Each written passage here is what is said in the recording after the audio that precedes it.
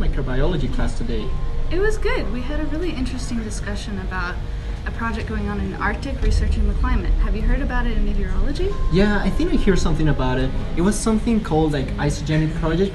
I think they deal with something about methane emissions in the permafrost, right? I think so. What we talked about were microbes who eat organic material and release methane from the permafrost, which I think are known as methanogens.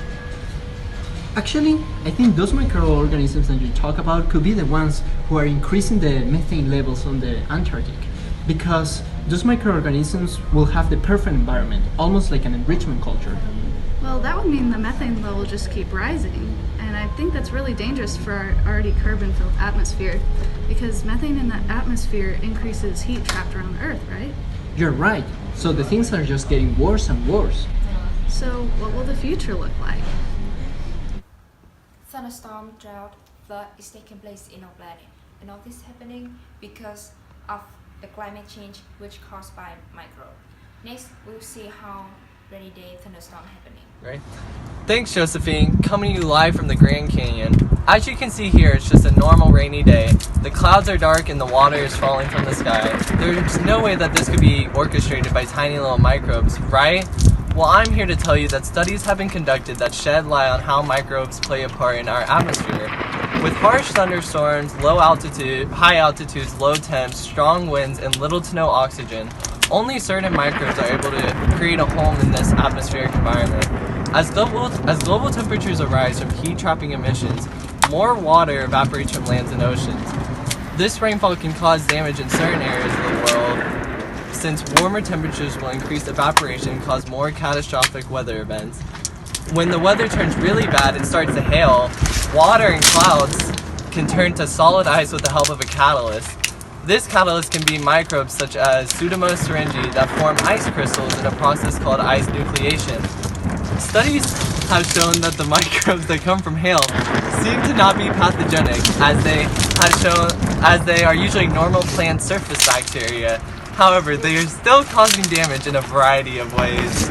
As the climate change continues to wreak havoc on our environment, further studies and understanding of these microbes will be so helpful in the long term.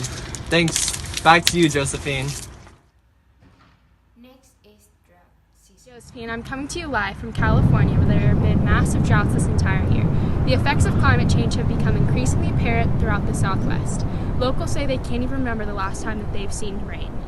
Researchers from all around the world have been tracking a global increase in greenhouse gases of all kinds.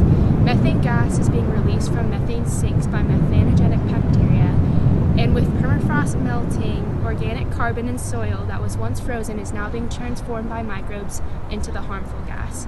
As these gases build in the atmosphere, they act as a thermal blanket, trapping heat all around the planet. The increase in temperatures have completely thrown off the snowmelt cycle here, and water is becoming increasingly more sparse, and not a lot of it is being able to be used for farming and agriculture. Many cities like where I am now have become ghost towns, where the soil has turned completely barren like this. Oh hell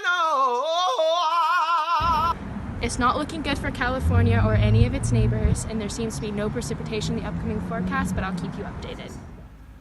Flood season is here. Hey Josephine, I have breaking news. There's a horrible flood here in Egypt. As you can see, these conditions are extremely dangerous. The frequency of these floods is getting disastrous, as this is the third major flood this year. The community has barely recovered from the last one.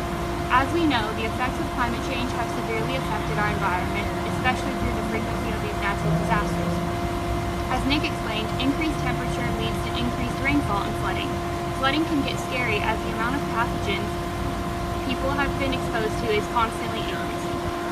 Research has given light to the presence of bacterial community in floods. Certain types of bacteria thrive in floods, but bacteria that fix and reduce nitrogen have decreased. This has increased the amount of nitrogen in the atmosphere, furthering the progression of the negative effects of climate change. Things are not looking good for our environment or any areas around us as these natural disasters keep getting worse. Back to you, Josephine. This is how microbes, the tiny little things, make a huge change in our planet, causing flood, thunderstorm, and drought. So how can we save the Earth from all this happening? Whoa, did you see that? Yeah, that was crazy. if that's what the world's gonna look like, maybe we should do something now. Yeah, maybe we should just sanitize the entire Antarctic to decrease those pesky organisms to safety levels. Yeah, but seriously, we should tackle the main problem, which is our overproduction of contaminants. Yeah, you're right.